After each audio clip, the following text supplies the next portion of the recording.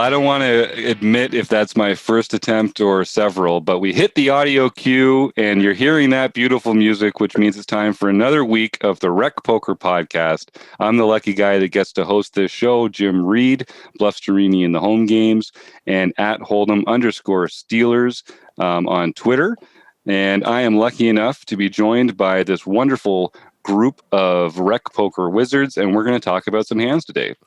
First, I just want to introduce our sponsors, the Running Aces Hotel, Racetrack, and Casino, and website AMP. Now, before we get into it, why don't the panel introduce themselves? Regular members, why don't you go first? Who else here, and how can the Rec Poker Nation find you? Alphabetically. Yeah. Oh, you didn't interrupt John, did you? Poker Geek MN everywhere. I'm Rob Washington. I'm a Radman 50 everywhere. And they are everywhere. If you've been to rec.poker, you've seen them in the forums, in the home games. You see them in the OPAs. They're here on the podcast. And another friendly face that's been showing up more and more lately is my Canuckian friend Ben, who posts as Jammin96. Ben, welcome to the show. Where can Rec Poker Nation reach you? Hey guys, it's great to be here. I'm Jammin96 in the forums. You see me as East Coast Bidder in the home game. I'm actually playing right now. And yeah, I'm usually in the forums. I also just started my Twitch account, so I'm BJammin96 on Twitch. There's too many Jammins on Twitch apparently, so I couldn't get the Jammin96 everywhere. So yeah, everywhere is tough, right? These guys have it down. It is. These guys have it lucky, I'll tell you. Well, that's great. And I think I heard a little birdie tell me, Ben, that you're also going to be helping Taylor Moss out with some of the Rec Poker Twitch streaming that's coming down the pipe. That's right. I'm not sure when this is going to come out, but I think I'm up this week. He just emailed me actually about that. So I think I'm up this week too. I'm not sure if it'll be out in time for everyone to hear, but yeah, it will be on this week. So, and then hopefully once Marek is over, then I'll be in a few more times. So yeah, fantastic. Looking forward to it. So you nailed it. Every week we get together. We pull a post from the discussion forums at rec.poker. And while we're trying to take each other's chips in the nightly home game that John Somsky sets up for us on PokerStars every night, we get together and we talk about that post. So tonight, as we are stealing each other's chips, we're talking about a post from our very own Ben Jammin here, a little bit of a follow-up from a few weeks ago where we talked about his situation.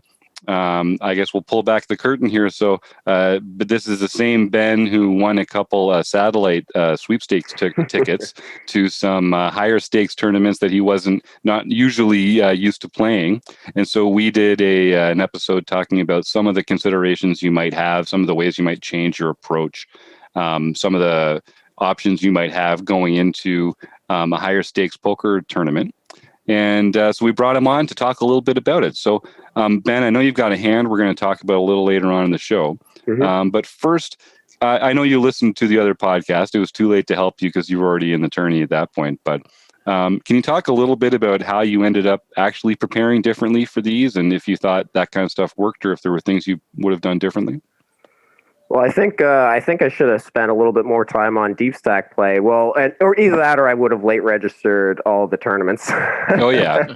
Because so what I ended up doing was I ended up playing half the tournaments because I had 4 tickets. So I ended up playing the first 2, just regular, just straight registered them, bought right in, and it was long days for sure. So it was big grinds. So. I think that's what I learned the most, I would say, is learning, how to approach them as far as like late reg and stuff. And because I'd never been in a spot like that where to say, the best thing to do is the late reg. You don't want to get in there with 200 big blinds and have these guys, really work over you and you make bad decisions when you're super deep. You'd rather be more short so that you don't make those expensive mistakes. So that's interesting because we did talk about that in the episode, and I wonder, can you talk a little bit about what were the kind of spots that you felt uncomfortable in? Because it's true, the bigger stack favors the more experienced player, and the mistakes, as you said, the less experienced player tends to make more expensive mistakes with big stacks. So was there a particular dynamic that made you feel like that stack wasn't your friend, or a couple factors about it, or just generally it's just a lot? This may come as a surprise, but it was actually the amount of limping. There was a lot of limping, a lot more limping than what I would normally expect especially from a 215 and the 530. There was a lot of limping, and I wasn't really sure how to respond to it, especially when I would try and isolate those limpers and then have them call or have multiple callers and then have to play multi-way. Just how to approach multi-way pots when you're 200 big blinds deep can be a little bit tricky, especially when you're not sure how much of a skill edge you have against these players. And I think that's those low SPR spots, right? Or those high SPR spots, where, and I think, and was your impression of these limping players that they were like donkeys that just didn't know how to play, or was it part of a balanced limping range? Hard to tell, right? Hard to tell. I mean, you really need the numbers on these players, right? And it's hard when you have it, like, because all these tournaments were, if you look, I put the post up. I mean, most of them were 30,000 entries. I think the 530 had 12,000 entries. So, the amount of players is just huge. So you're having a hard time when you make these table changes to try and get fresh reads on players, especially when you make the table change and they're still limping. Right. It's not like you get to a table and all of a sudden, there's guys raising and 3-betting and 4-betting 200 big blinds deep. It's still limp, and then one guy might ISO, but it still might limp around, and then it still might go multi-way with callers and stuff like that. So I think that was really the most difficult part for me, I think, was trying to navigate those spots for sure. That's interesting. Now, John and Rob, when I hear that, what I think is that most of these players with the deep stacks were planning to limp call a lot. There was not going to be a lot of limp folding and limp raising. And what they're trying to do is just start with an open size that when they get raised, they can still call comfortably and get to the flop with a lot of speculative hands that they want to. Because that's a good reason not to open raise, to limp instead if you expect to get raised. Does that tell you, either of you, anything about it, or do you have a strategy that you might employ to combat that? My first thought would be to do isolating a little bit tighter, and maybe to a bigger sizing. Yep. Because basically isolate for value instead of or raise for value instead of as a way of isolating if that's not working. I think when you're sitting at 200 big blinds, I mean, that's a huge stack for a tournament player. So it is an uncomfortable place to be. So I think what's happening is people want to see a lot of flops, but they don't want to commit a lot of chips until they see if they hit the flop or not, right? So there's a lot of limping going on because they say, hey, if I hit a flop here, this is going to be great. And it's only going to cost me, one big blind to get into this pot. And if I don't hit anything, I can fold. And again, it only cost me one big blind. So I think the strategy by those players is just that. Let's see a lot of flops. Let's see if we can hit something, and let's see if we can stack somebody that has, that makes the second best hand. Mm-hmm. Yep. And we've got a note from Kim in the chat here saying, play tighter early when stacks are deep. Yeah, that's right. And I think one of the things we talked about last episode was also being in position more with those non-premium hands, because it is going to be hard to play out of position post-flop. So I think what John said is absolutely correct. If you're going to get involved and you want to isolate, you're going to have some big hands.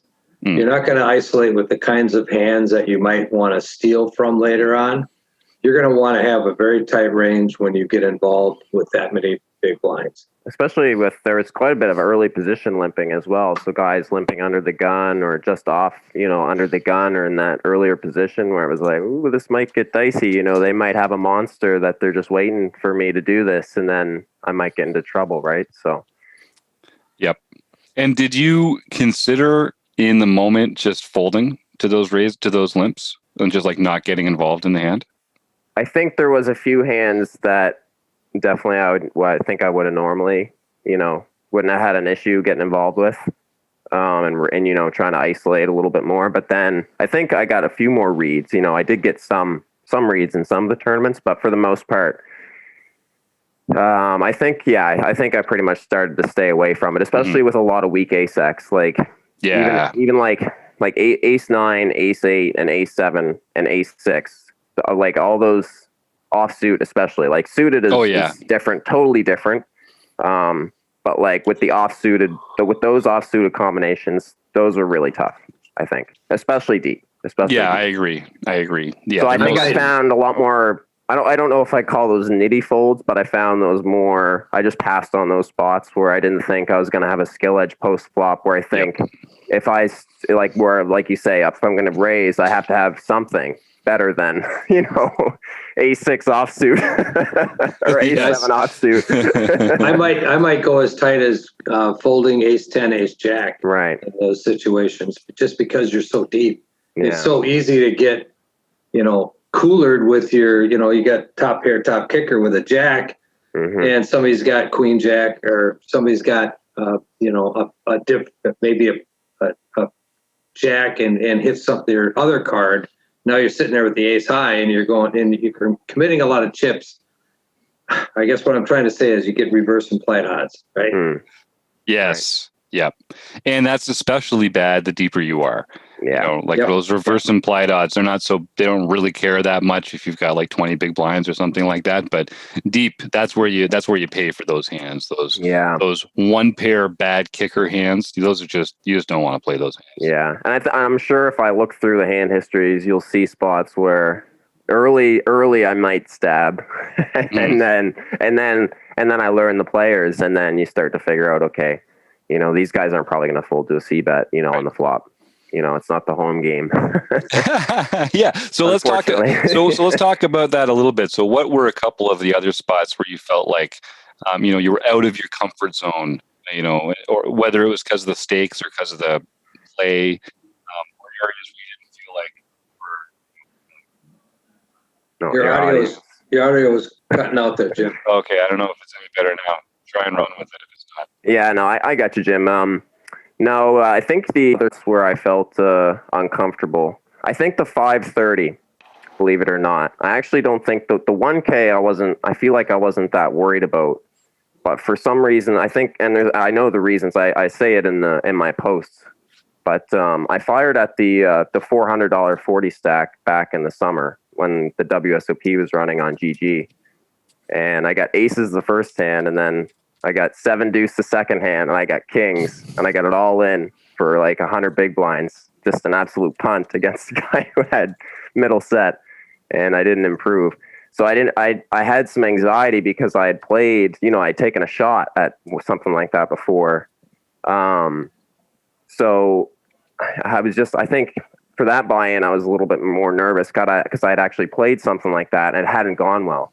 The 1K I hadn't experienced, so that was just a complete unknown, and I knew that I probably wasn't going to have a good skill edge anyways. But the 530, it's more of a place where I see myself someday being like, you always, I see these big streamers playing in these tournaments, every day, and I just like, I want to be that someday. I want to be playing in these $500 online tournaments. Like that would be great to have a role to be able to do that. Is just phenomenal.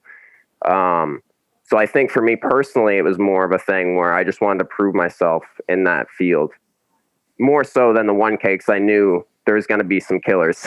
Yeah. The 1K, but in the 530, I felt like this is somewhere where I could see myself in the future. So nice. Yeah, I don't know. That was just kind of my thoughts on it. I don't know what you guys think about that, but I know Rob has said before that you have to sort of take these shots every once in a while in these tournaments you want to play in to like know where you are and to get a sense of becoming more familiar with that player pool. So I think that's what I did. Something funny that I was thinking about when I read Ben's post today is back in 2012, I satellited into a MSPT. It's $1,000 live tournament. And I thought I was the Jiz Nizzle, right? I thought I was the Jiz Nizzy. I don't know, whatever. I just thought I was that in a bag of chips. And so I ended up final tabling it, making my biggest cash ever And then a couple of years later, when I was studying poker, trying to get better and whatnot, I got into it again. And I realized how bad I was when I got into it the second time because I knew more than I did the first time. Yeah. So the first time I was unconscious. I just thought I was it, right? I knew what the hell I was doing, but I really didn't. And I realized that when I gained more experience and started learning more, all of a sudden you realize where you are in that spectrum, I guess. Yeah. Yeah. And my poker goal these days is to just, if I'm in a tournament that matters, I don't want to be doing something for the first time. I don't want to be thinking about a strategy for the first time, a move for the first time. That's my poker goal these days. If I'm going to be in a poker tournament that means something to me, I want to be prepared enough that I feel familiar with the decisions I'm going to have to make. I feel comfortable with the stakes. I need to be able to walk away from a bad beat feeling like that's life, Mm-hmm. And you can't do that the first time you're playing in a tournament at a certain stake too. So I really like Rob's point on that and kind of getting familiar with it. And it's an investment in your future too. Not only the experience of playing in the tournament, but that familiarization, the next time you do it. Like you said already, it affects you, right? You had that bad experience earlier. Mm-hmm. And so that you kind of sweating that as you come into it.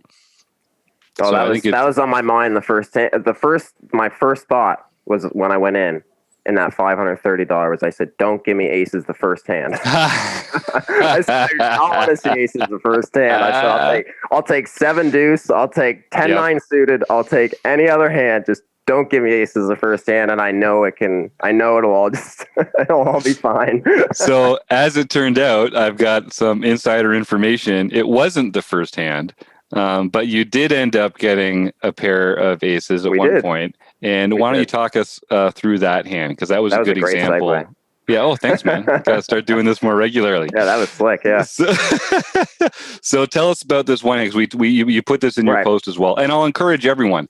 We go through these forum posts on the show and we talk about some of the points that get brought up in there, but it really doesn't do it justice. A lot of people contribute to these posts, and it's free to go join the Rec Poker forums. Just go to rec.poker, get a free community account, and you can join Ben and our wizards and all our members here in the post. So anyway, go check that out. There's a bunch of great responses. We don't have time to get into all of it, but Ben did outline the hand in the post here. So you look down.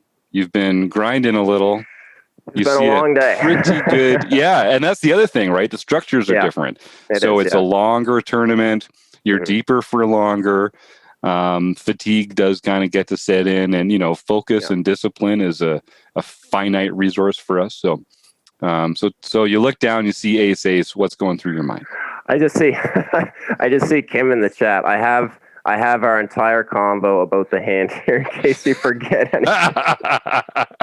So that's a little bit of a needle, but I know Kim was watching on stream because I did stream this actually. So I don't know if I save this hand or not, but I do try and grab some hands occasionally that are big sweats or whatever. But yeah, that's funny, Kim. I do enjoy that. So anyways, so we're 81 big blinds deep, and I look down and I have the ace of spades and the ace of diamonds, and we are 2 off the big blind here. So we're in kind of earlier position. This is an 8-handed table, and everyone's here, everyone's attending. So we got everyone's in their seat. So it folds to us, and I go ahead and raise to 2.2. And a lot of I'm just want to look at the stacks here. So it looks like we have 24 big blinds in the big blind. We got a big stack in the small blind, 156 big blinds in the small blind. So quite a few chips. We get a call from, I believe that's the low jack or high jack. Sorry. Yeah, that's right. Middle position. Yeah. Middle position. We get folds. Yeah. So we're heads up. So you open was it 2.2 or something you said? 2.2, yeah. 2.2, and you get called in middle position. Everyone else folds. You go to the flop. Yeah. So, and it looks like there's quite a range of stack sizes here at the table. You've got 81. There's a monster in the small blind. The big blind short and the middle position player had 49 big blinds. So you've got them covered. The effective stack is 49 big blinds. So it folds around, and we get to see a flop. So what's the flop, Ben? So we have the 3 of hearts, the 10 of clubs, and the 6 of hearts. So we have a flush draw on board with 2 hearts and the 10 of clubs. 10 high board.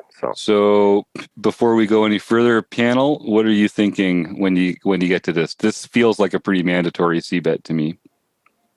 I don't see any shocked looks on anyone's face, so I think that's pretty uncontroversial. Maybe we can just continue right past that. Yeah. So what's the pot size at that point? So there's 6.8, 6.9, I guess. And what was your sizing?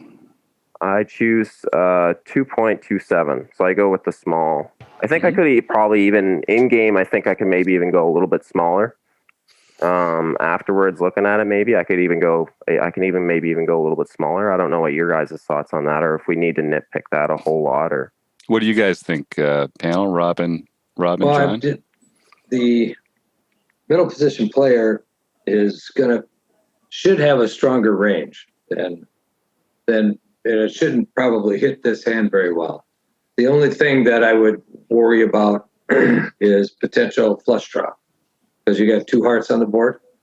2 hearts, yeah. So that'd be the only thing I'd be concerned about. So yeah, I think the small sizing is probably okay, just because the chances of him hitting this, with a 10, a 6, or a 3 is pretty small. So you want him to call with some of those draws, because that's how you're going to get your value with your aces. Right. I agree. Yep, Okay. I like small c bets typically, particularly out of position. And again, you have to you don't have to. It's up to you. I like to think about having one bet size no matter what is in my hand, and so I would want to be doing a small c bet here with a wide range, and that would include aces. So. Yep, and I think I would pretty much agree with that too. Like, I think I'd be betting small here with all kinds of stuff, aces included. So. Yep. And Kim in the chat says that she thinks it's perfect with the stack sizes as well. We knew Kim would like it as long as it wasn't a half pot bet, so that's easy money. Yes, it wasn't right there. We got rid of the half pot button before we played this tournament just for Kim, so it was good. So you bet 2.3, which is functionally the same as the open size. So it's not exactly a down bet, but it's not like a threatening bet. And they call. They go ahead and call, yeah. So the turn comes a really fun card. Why don't you take us through the turn there? It's the 3 of spades. Oh, so, good. The board's now paired. There's a flush draw, but there's no. It's not the 10 of spades on the board. I think, but I do have the ace of spades in my hand. So, but yeah, I don't know what your guys' thoughts are now. We're out of position. We've got called, and we have aces in the spot. Yeah, and so the board's now 10-6-3-3 with 2 hearts. Yeah. I'm continuing here, I think, because we're ahead of all their one pair hands. They have, when they call the flop, they have a bunch of 10s. They have a bunch of like overcards with backdoors. They have a bunch of flush draws. None of those hit, so I feel very confident making another bet. And this is a great example of one of those spots where you can bet and know that you don't have the nuts. Like, you can make a bet expecting for the right decision to be folding to a shove or something some of the time. And this seems like that kind of spot. We talked about sizing on the flop. I like to bet smaller on the flop and bigger on the turn. There's a number of theory reasons that go into that. One of the nice things about it is that weak flop range that continued now has to get put in a tougher position, and you get to win a bigger pot when they fold because you included that flop bet that you wouldn't have gotten value for with a larger sizing. Mm-hmm. Kim also says she likes 65% pot here. Yeah. Yeah, I was going to say 66, but what are you targeting there? I mean, what hands are you targeting? Are you betting for value, or are you trying to get him off of his flush draws and potential 2 pairs? What is the goal for the bet? And I think Rob, I think you hit it right on the head when you say this, because I think this is where I got in my own head. in this spot where I was like, what? I think I thought that where I was like, what am I going for here? Like if I bet here and he raises me, how excited am with aces in this spot with no heart? Paired board. It's a big tournament. If we get all in with this guy, we're gonna, it's gonna be a big chunk of our stack. I don't know. Yep. It doesn't feel, and the other thing is, I mean, it's true. One pair is not typically a 3 streets of value hand. So you're not going to be able to bet 3 streets and get paid by a worse hand often. So when that's true, you kind of have to choose, is this a 1 street of value hand? Is this a 2 street of value hand? If it's 2, which are the streets that I can get the best money in? To me, in this case, it's the flop and the turn, because as we're seeing some notice in the chat here, I think there are a bunch of 10s there. There's pocket pairs between 7s, 8s, and 9s. They wouldn't have raised the flop. They're still paying you for value. You've lost your overcard straight draws, but you've still got the 2 hearts.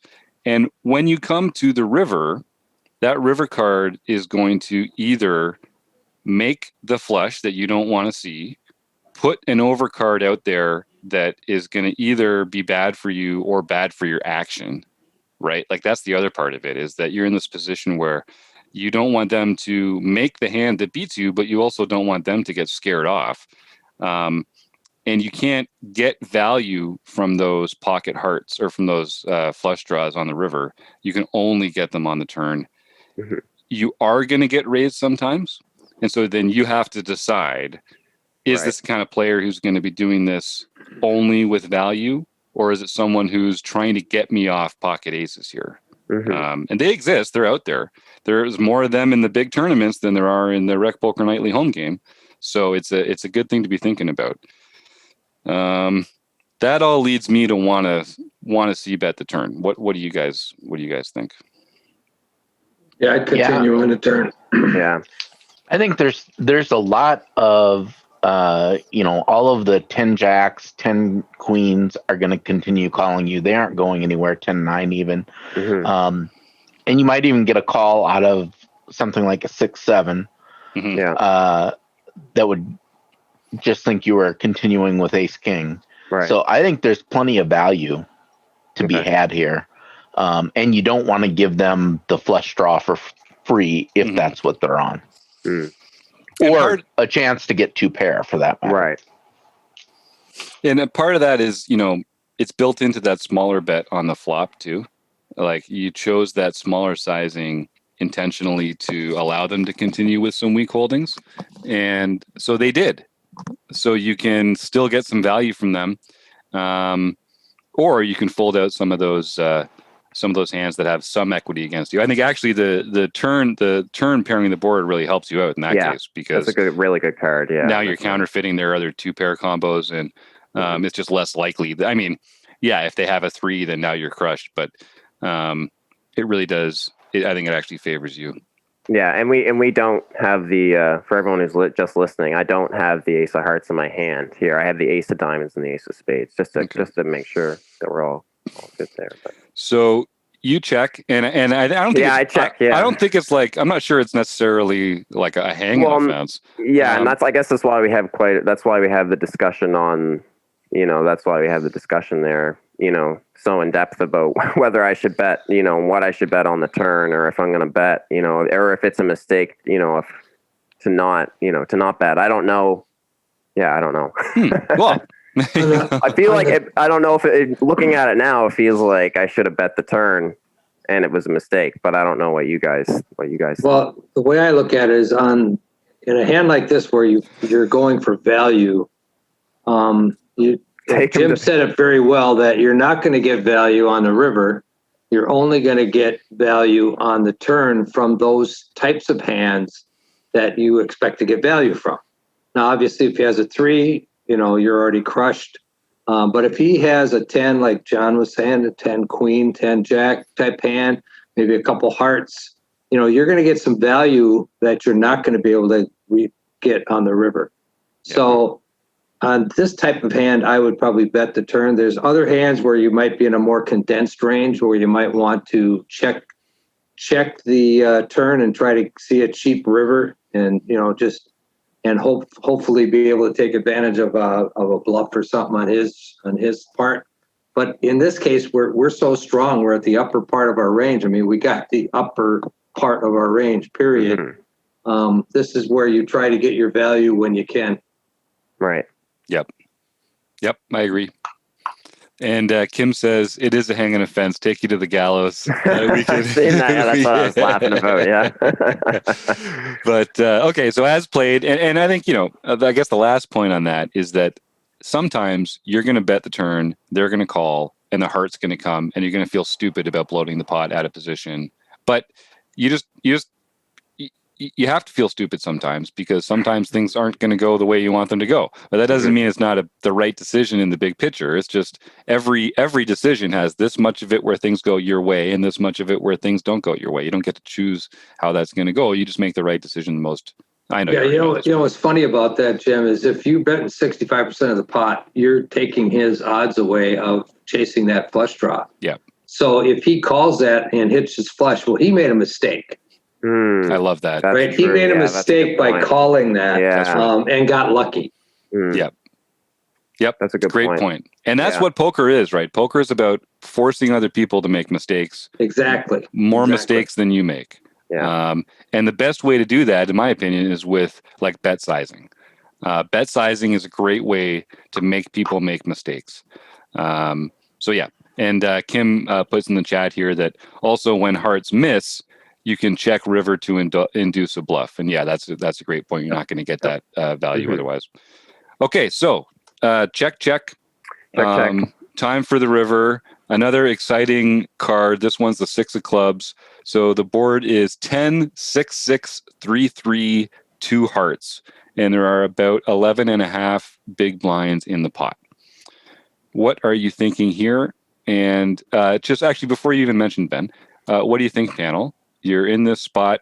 As played, turn went check. The board is double paired with a 10 open. What are you thinking here?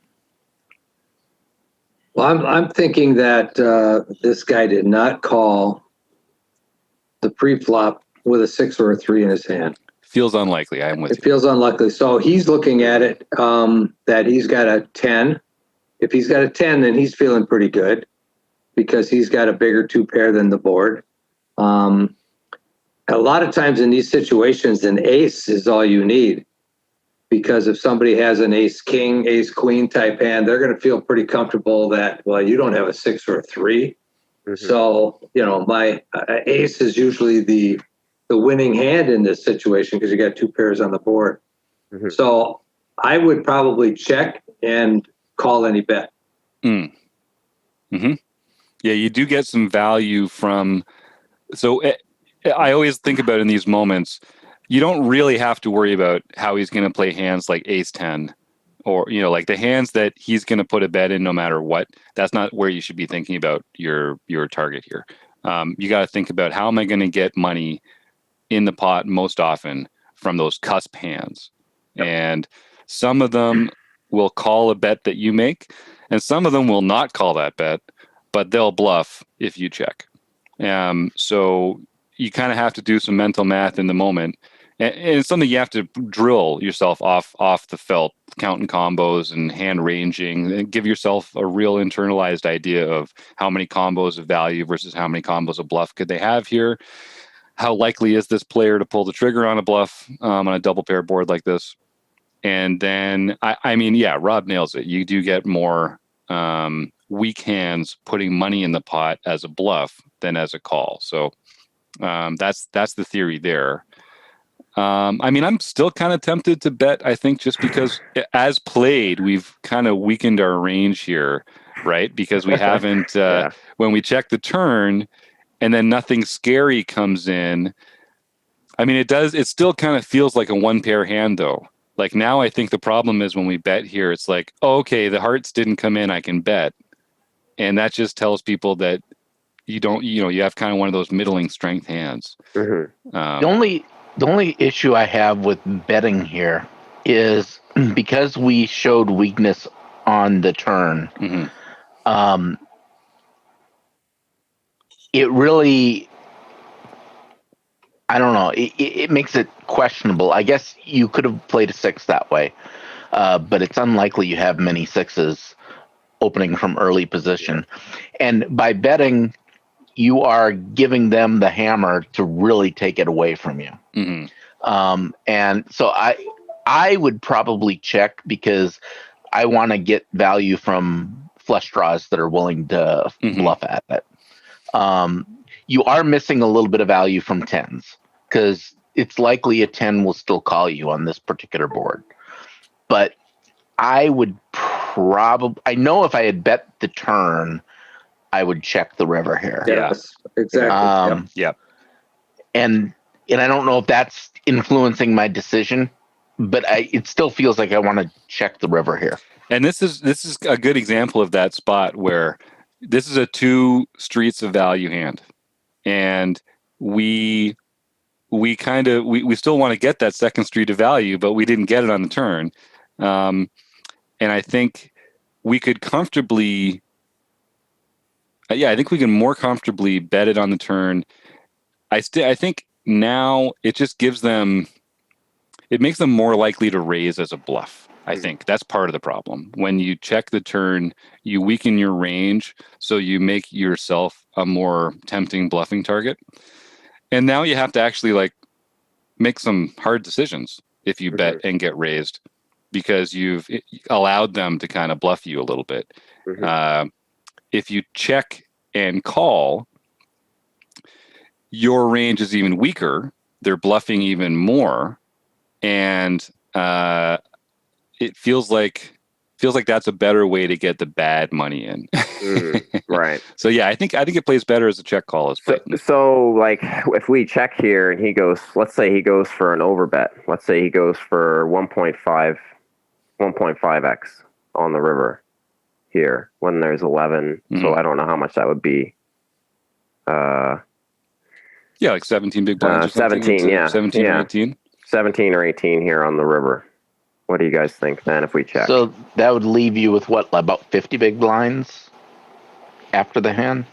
Yeah, I'm worried about if I check here, I'm just worried about making a quick decision on the river and just flipping a chip in and not thinking about what he has that he bluffs with, I guess, is kind of where I'm at with that. Well, I think with the action that we take, I think we have to call just about any bet he makes at this point.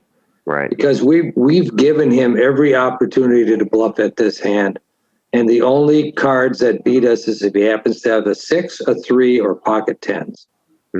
That's the only things that could beat us. And he slow played his pocket 10s pretty well, if that's what he had. Yeah, that's true. That is true. Yeah. So if you're going to check here, you've got to call any bet. Right.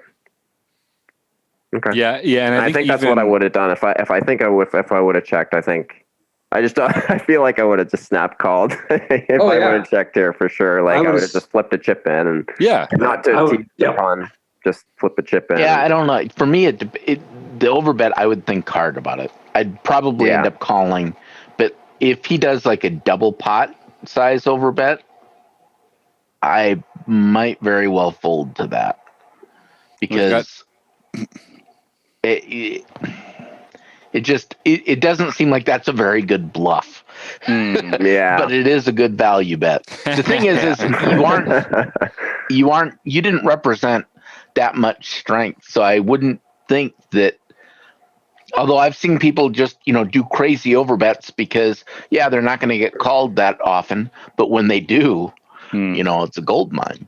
Yeah, and I think as played, I have to believe that he bets some of his stronger hands on the turn when you check to him, because if he's in position on the turn with a 10 or trips with a flush draw out there, I'd be betting the turn when checked to. So I think you can eliminate some of the highest value hands. He could still check behind with like a 6, which pairs on the river. So I think most of the hands that beat you at this point are hands with a 6 in them. I don't see him doing pocket tens this way. I don't see him doing a 3 this way. I just don't. I mean, Yeah, I not think we can very take pocket commonly tens. I think anyway. we can actually take pocket tens out just based on the way it played. I think Yep. because I really think that it's even for a really good player, it's hard to check. I don't even think you should check. No, there. not at that stack depth. I think you No, gotta bet I in think on the you turn. gotta bet, right? So I think we can reasonably take out tens out of the range. I don't know if that's called being capped or not. If I'm using that correctly, is that Yep. the correct term? Yeah. And now we're getting some comments in the chat about like 5-6 suited, 7-6 suited. Yep, I agree. I think those are some hands that they call with in position. They call the flop with one pair. They check behind with second pair and some showdown value, and then they get lucky on the river. So I think if I had to guess, I'd say if you lost this hand, they had a 6 in it. And if you won this hand, they had a 10. But why don't you tell us? Why don't you tell us what happens here on the river?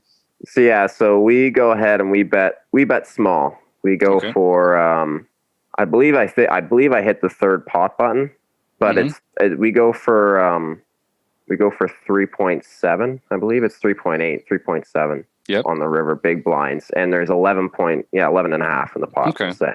So that's very callable, right? Like I think I'm praying he has a 10. Yeah, that's it. It feels like you're value targeting a 10, maybe even 7s through 9s might call. But I don't know, probably not. Like, what are they putting you on at this point? Or any ace king, ace queen, ace jack. That's a good point, Rob. 9, because again, there's 2 pair on the board.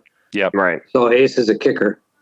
Yep, that's going to be good sometimes. Sometimes when Ben's bluffing, and Ben should be bluffing here sometimes because the opponent didn't bet the turn when they got checked to. So you can see the ripple effects of checking that turn. Like it really affects the dynamic on the river now. And I actually bluffed into this player later in the tournament on a double paired board when I had queen high. So, and I did the exact same thing. I used a small sizing and it was the exact same player. And I had queen 10 of spades and it was like a double paired board.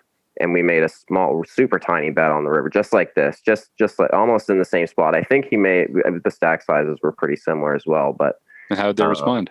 They folded. All right, that's good. So they're paying attention. Yeah, that's interesting. So they're not just inelastic to your sizing.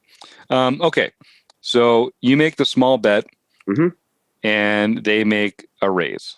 Yep, they go to 16.8 here on the river. So it's a little over 4 times your bet, but it's not actually that big a raise relative to the pot. Interestingly, I think. So it's not a overbet shove go away raise. It looks like it has some fold equity. I think they could do this with a pretty balanced range.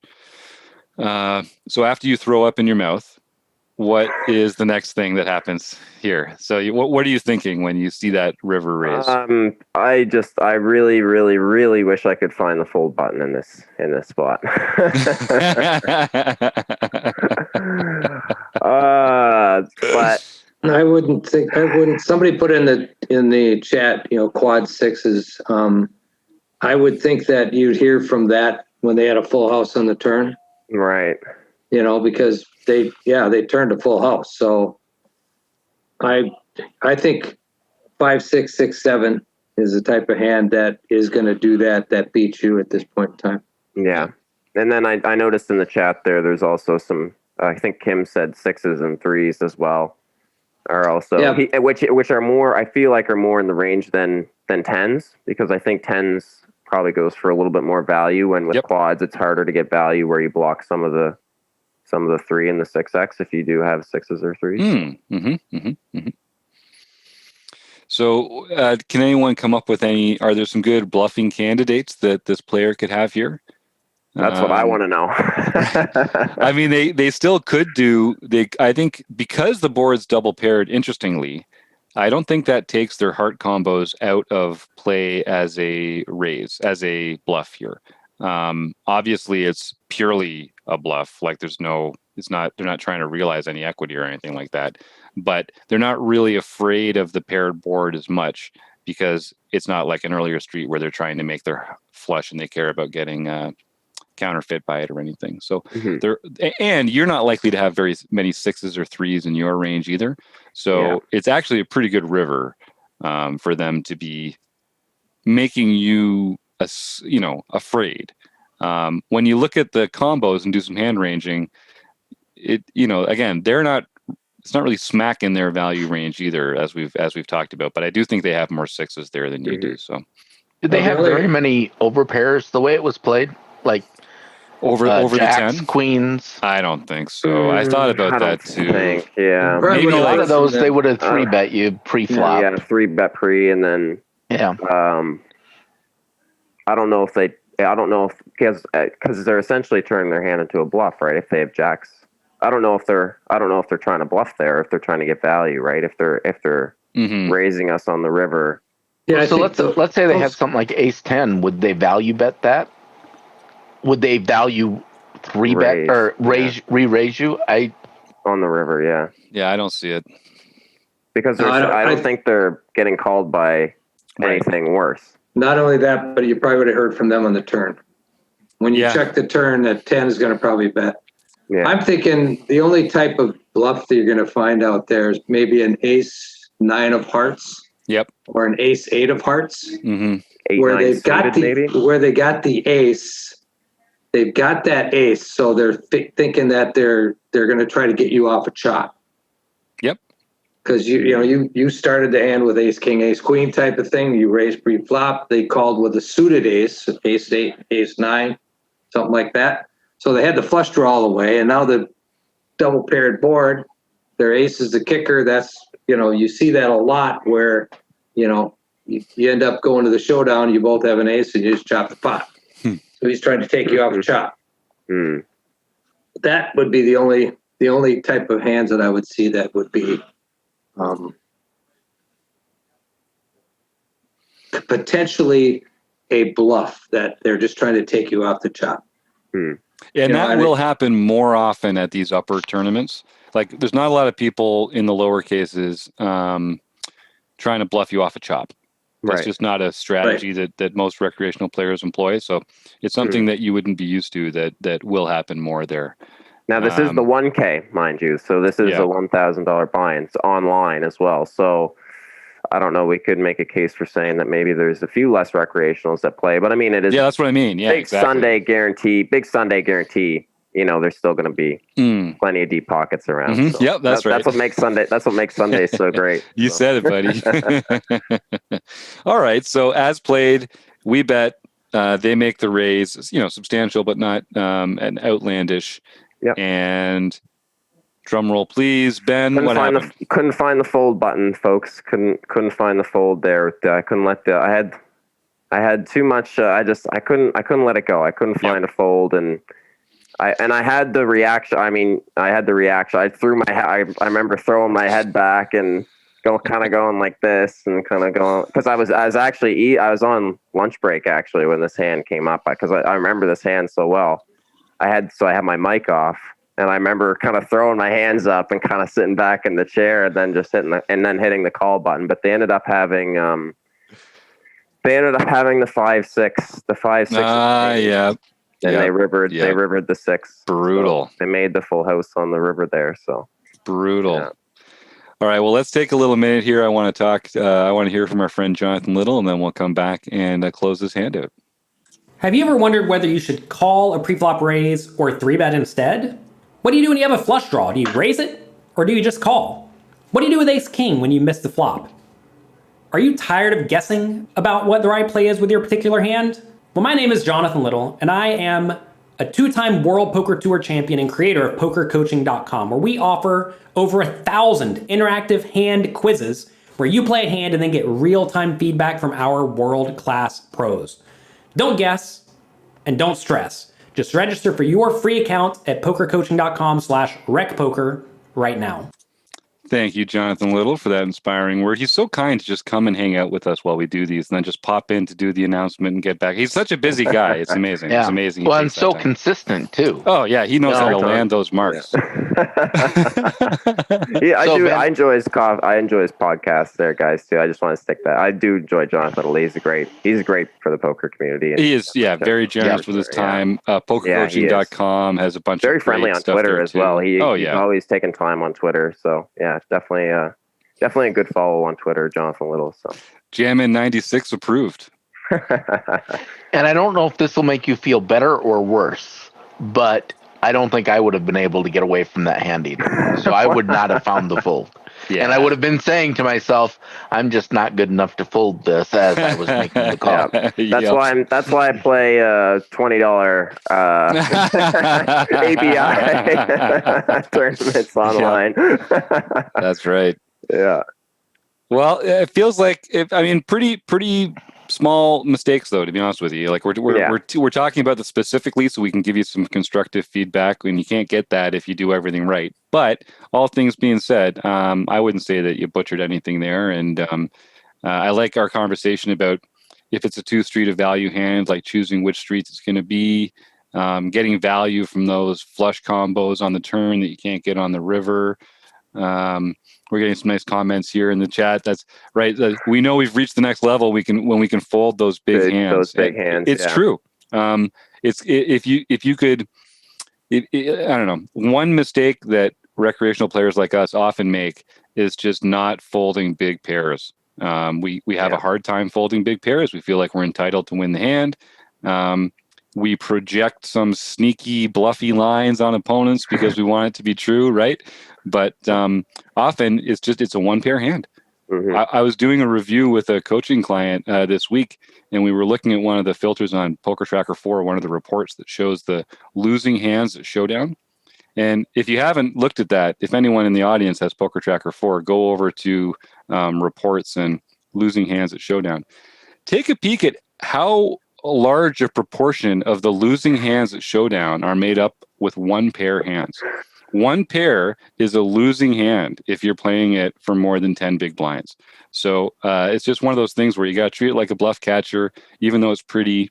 If you're facing aggression, you're probably just not good. Yeah, and you're not good enough.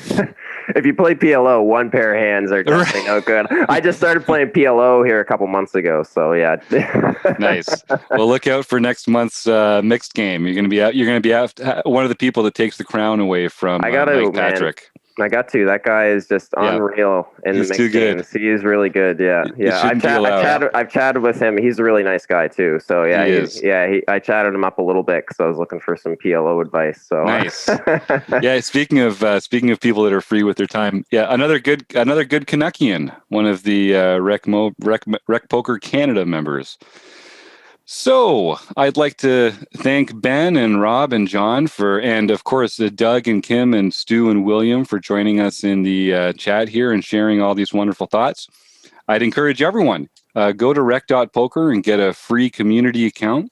If you've got a concept or a hand or something you'd like to talk about, drop it in the forums there and maybe we'll bring you on to come bring it on the air with us next week. So Running Aces Hotel, Racetrack, and Casino, website AMP. Thank you so much for making this all happen, and we'll see you